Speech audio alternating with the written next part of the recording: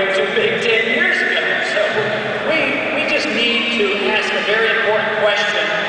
And the younger generation, you who are just moving into the workforce, you who are in school, will have to answer this question. There will be no choice in the matter. And the question that has to be asked is, what should the role of government be? And more precisely, what should the role of government be in a free society?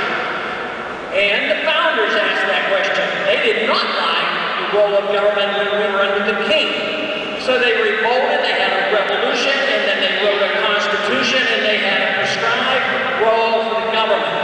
And the Constitution was written for one single purpose. That was not only to preserve liberty, but it was written to restrain the government, not the people.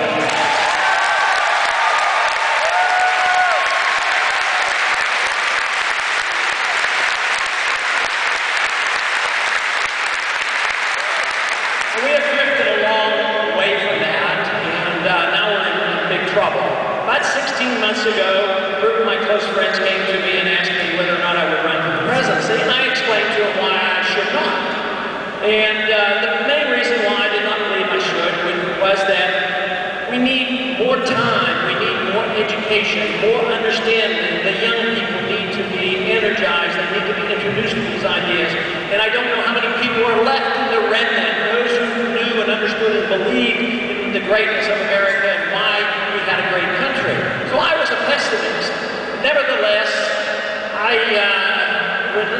relinquished and decided to run, but the event that probably convinced me that I ought to speak out was not so much that I knew the answer to those questions, as I knew that we needed to get the message out from conservative, Republican, constitutional, limited government attitudes, and that is, we don't need a foreign policy of interventionism and perpetual war. We need a lot less of that.